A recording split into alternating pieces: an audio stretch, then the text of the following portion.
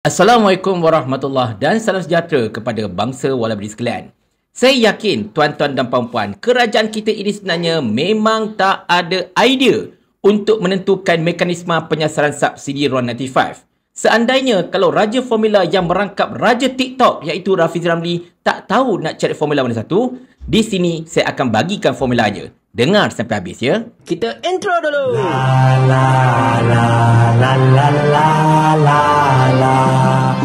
Cerita macam ni tuan-tuan dan puan-puan sekalian. Kita semua tahu berdasarkan kepada penerangan oleh Perdana Menteri Datuk Seri Anwar Ibrahim ketika Belanjawan 2025 yang baru berlalu, subsidi RON 95 akan ditarik pada tahun depan. Dengan ayatnya, akan disasarkan subsidinya kerana apa? Kerana golongan T15 yang sampai sekarang kita tak tahu berapakah jumlah sebenar T15 itu, serta orang-orang asing, warga asing menikmati RON 95 yang bersubsidi.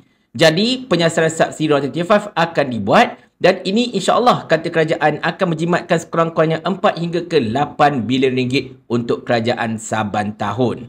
Macam biasalah tuan-tuan dan puan-puan, kerajaan kita ini memang kaki tarik subsidi. Konon-kononnya untuk berjimat. Tetapi dalam masa yang sama juga, kita tengok macam saya sebutkan, perbelanjaan kerajaan makin bertambah, defisit makin besar. Entah apa diorang buat dengan duit tu pun, saya tak tahu masalahnya kan. Tetapi sekarang ini, yang menjadi persoalan rakyat ialah bagaimanakah mekanisme untuk penyasaran subsidi RON 95 itu bakal dilakukan. Sebab kita semua tahu, Budi Madani merupakan satu program yang boleh kita katakan masih lagi tidak berjaya. Tak nak kata gagal lagi sebab nanti ada orang ajak debat. Tetapi program itu kurang berjaya setakat ini. Kenapa? Terlampau banyak sangat orang kata apa perkara yang tak begitu cantik terjadi. Seperti orang yang layak pun tak dapat. Ianya tidak kata betul-betul tentang keperluan rakyat dan macam-macam lagi rungutan berkenaan dengan Budi Madani. Belum cerita orang-orang yang sepatutnya dapat semacam perusahaan dan sebagainya, semua tak dapat menyebabkan kos barangan tetap meningkat juga akibat daripada subsidi diesel yang telah ditarik. Jadi kerajaan sekarang ini tengah fikir panjang macam mana hendak orang kata apa menyasarkan subsidi RON 95 dengan adil dan saksama sebagainya. Dan Menteri Ekonomi yang juga merupakan Raja Formula yang baru-baru ini juga digelar oleh ramai netizen sebagai pakar TikTok, Raja TikTok iaitu Rafizi Ramli, dekat Parlimen telah menjelaskan antara cadangan mekanisme yang mungkin akan dibuat oleh kerajaan. Apa cadangan beliau? Tonton video ini. Jadi oleh sebab itu kaedah pelaksanaannya ialah melalui harga dua peringkat ataupun dengan izin two-tier pricing iaitu harga subsidi kekal kepada penerima yang layak dan hanya mereka yang tidak layak akan membayar harga penuh. Ini memerlukan operasi di stesen minyak pada dua peringkat pula. Satu peringkat dengan izin back end, iaitu pangkalan data yang mengesahkan kelayakan seseorang bila dia beli, dan satu lagi peringkat dengan izin front end, iaitu operasi membeli minyak pada harga subsidi. Penyelarasan kini sedang berlaku di antara Kementerian Ekonomi yang pada dasarnya bertanggungjawab kepada hal ehwal kelayakan ataupun back end dan juga Kementerian Kewangan yang secara dasarnya bertanggungjawab kepada pelaksanaan operasi ataupun front end yang melibatkan stesen minyak, sistem pengesahan dan sebagainya. Umumnya ini bermakna seseorang pembeli akan mengimbas kad pengenalan di stesen minyak. Identitinya itu kemudian akan disemak dengan pangkalan data di cloud untuk mengesahkan kelayakan, dan jika dia layak, harga yang dibayar adalah harga bersubsidi. Dia tak payah bayar harga pasaran. Di sini tuan-tuan dan puan-puan sekalian, saya nak tegur satu benda ialah sebelum nak cerita tentang mekanisme itu. Di mana Rafizi ini, dia tak bercakap sangat pasal padu. Walaupun dia kata, di bahagian Kementerian Ekonomi, ini back end untuk menentukan kelayakan dan sebagainya kan. Menggunakan mekanisme untuk menentukan kelayakan. Tetapi Rafizi, dia tak sebut perkataan padu. Dia tak mention pun tentang padu. Jadi, nak tanya juga, padu ini memang betul-betul jadi projek Gajah Putih ke macam mana? Jangan macam tu Rafizi. 85 juta ringgit wang rakyat habis tahu untuk padu. Kau jangan main-main. Itulah dia. Tapi tak apalah, itu belakang cerita tuan-tuan dan sekalian. Sekarang ini, yang menarik perhatian kita ialah Rafizi mencadangkan mekanisme menggunakan kad pengenalan ataupun MyCard. Di mana MyCard ini akan tertera database seseorang itu yang akan disimpan secara storan awan ataupun cloud Dan bila seseorang tu nak mengisi minyak, dia kena imbas kad pengenalan. Jadinya tuan-tuan sekalian, seandainya kalau seseorang itu didapati layak berdasarkan pada identiti beliau dan sebagainya, maka dia akan isi minyak yang bersubsidi. Yang tak layak, tak dapat. Itu antara cadangan Rafizi. Tetapi tuan-tuan dan puan sekalian, saya cakap terus terang, anda kata kalau mereka teruskan dengan cadangan ini, memang karut. Sangat-sangat mengarut. Sebab apa? Izin saya ceritakan pada anda.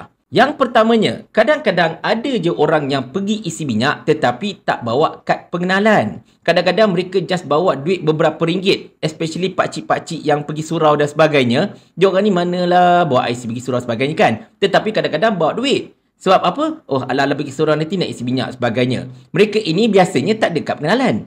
Jadi adakah mereka ini oleh kerana tak bawa kad pengenalan, maka mereka terpaksa isi minyak dengan harga yang mahal. Lagi satu, berkenaan dengan kad pengenalan ini kan, untuk menentukan kelayakan ataupun tidak. Baik, sekarang ini, bos-bos besar, pemilik-pemilik syarikat, tauke-tauke, maha kaya, tycoon dan sebagainya, mereka ini biasanya drive kereta sendiri ke atau ada pemandu, tuan-tuan dan puan-puan sekalian?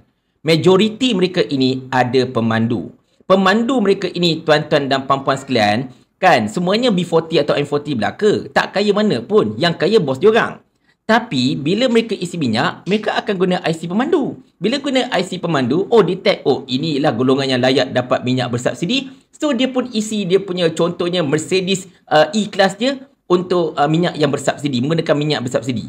Jadi macam mana tu kan? Takkanlah si orang kata apa pemandu tu nak usung kad ke dalam bos dia ke sana sini, betul tak? Nanti kalau kena tipu kan lagi naya, betul tak? Jadi tuan-tuan sekalian, terus terang saya cakap kat sini, idea untuk menggunakan kad pengenalan bagi menentukan kelayakan berapakah tier dia kan, tier layak, tier tak layak sebagainya, itu tak berapa comel tuan-tuan dan puan-puan sekalian. Sebab apa? Macam saya sebutkan tadi lah, yang isu pertama pasal terlupa bawa IC itu isu terpencil. Tetapi yang kedua ini, golongan maha kaya yang ada driver, dia akan gunakan driver dia isi minyak. Dia tak guna pun kad dia dan sebagainya kan.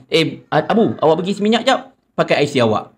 Bila pakai IC dia dah sasar minyak dapat murah. Jadi macam mana kerajaan nak cater benda ini? Takkanlah nak minta stesen minyak dari penguatkuasa kot. Mana boleh. Jadinya tuan-tuan dan sekalian, kalaulah Rafizi nak dapatkan idea yang lebih lancar bagi macam mana untuk menyasarkan subsidi, senang saja. Saya dah cakap benda ini dari dahulu. Iaitu, kita jangan hapuskan subsidi 100%. Sebaliknya, kekalkan subsidi dan fluctuatekan harga minyak. Maksudnya, sekarang ini, apa yang berlaku ialah, harga minyak itu dikekalkan dekat Malaysia, tetapi subsidi fluctuate. Kalau harga minyak dunia naik, maka subsidi itu akan bertambah. Sebab apa? Sebab harga minyak kekal RM2.5 sebagai contohnya kan. Tetapi harga minyak dunia naik. Jadi, dia terpaksa tambah subsidi untuk tampung supaya baki dia tetap RM2.5 untuk dijual pada pasaran Malaysia. Tukarlah. Tukar dengan cara, contohnya, bagi subsidi untuk 1 liter RM1.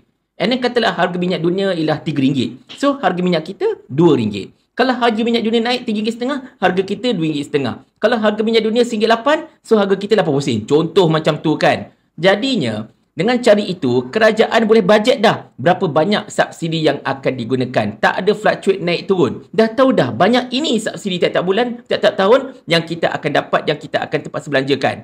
Dan jumlahnya juga lebih murah. Sebab apa? Dia tidaklah meningkat sampai RM2, RM3 lebih untuk subsidi minyak dan macam-macam lagi.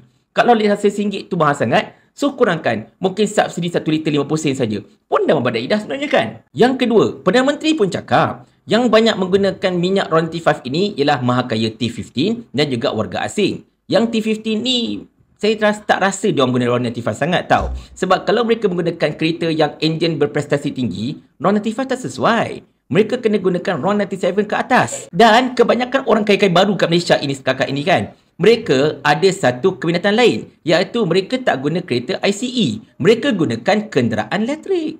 Kenderaan elektrik tak isi minyak dekat stesen minyak bang, masalahnya. Dia orang charge bateri kereta. Jadi tak guna pun kau kata nak sasarkan harga Royalty 5 untuk mahakaya, tetapi yang mahakaya tu pergi bantai guna kereta elektrik. Tak jadi masalahnya kan. Jadinya apa yang kita cadangkan kepada kerajaan ialah untuk combat warga asing. Caranya apa? Tetap guna IC, tetapi just tunjukkan IC itu saja kepada kaki tangan stesen minyak untuk mengesahkan yang dia itu ialah warga negara. Jadi jika dia itu warga negara, sahih warga negara, maka dia dapat isi minyak yang bersubsidi. Tak kiralah engkau tu T15 ke, T20 ke, B40 ke apa-apa ke, janji kau rakyat Malaysia, kau akan dapat minyak bersubsidi. Sebab apa? Subsidi minyak ialah hak seluruh rakyat Malaysia. Anwar Ibrahim, Rafizi Ramli. Dua-dua pernah cakap macam tu. Ada sebab kenapa kita pertahankan subsidi minyak. Kita bukan kemaruk nak duit dia. Subsidi minyak ini adalah hak rakyat, milik rakyat. Sebab apa saya kata hak dan milik rakyat? Sebab negara Malaysia adalah negara kaya minyak. Jadi, warga asing, dia tak ada IC, dia just tunjuk pasport ke apa-apa ke, tak boleh isi dengan harga yang bersubsidi. Kena isi harga penuh. Lagi adil, lagi saksama. Yang ini Bangla pun tak boleh nak isi minyak murah. Indonesia pun tak boleh isi minyak murah. Bahkan expatriate daripada Arab pun tak boleh isi minyak murah. Mereka kena isi minyak dengan harga yang penuh sebab mereka tak ada IC. PR pun tak boleh. Yang hanya akan dapat privilege ini ialah rakyat Malaysia saja. Itu cadangan saya, tuan-tuan dan puan-puan sekalian. Tak payah fikirlah maha kaya kena bayar lebih ke yang tak maha kaya. Maha kaya tak maha kaya, semua bayar cukai. Bila semua bayar cukai, mereka ini semua layak untuk mendapatkan segala nikmat, segala perks dan juga segala apa yang kerajaan bagi pada rakyatnya. Betul tak? Tetapi itu sekadar cadangan saya lah kepada Menteri Ekonomi. Tak tahulah kalau dia nak dengar ataupun tidak. Tak tahulah kalau kerajaan masih lagi berkeras untuk mengenakan sistem sasaran subsidi yang berbeza-beza untuk T15 lah, itulah, ini dan sebagainya. Sebab ialah, Rafizi kan pakar formula. Dia banyak gila formula, tuan-tuan dan puan-puan sekalian. Manalah dia nak dengar formula saya, betul tak? Tapi itulah, kadang-kadang formula Rafizi ni pun kelaut juga. TikTok pandai lah dia. Dok tanya, kamu raja formula, mana formula kamu? Memang bahlul, formula tengah berjalan lah bodoh. Bodoh. Kecil-kecil tak ada mampus. Sudah besar menyusahkan orang. Dah tua pun bodoh. Memanglah kita orang kerajaan. Yang jadi sekarang ni formula lah tu.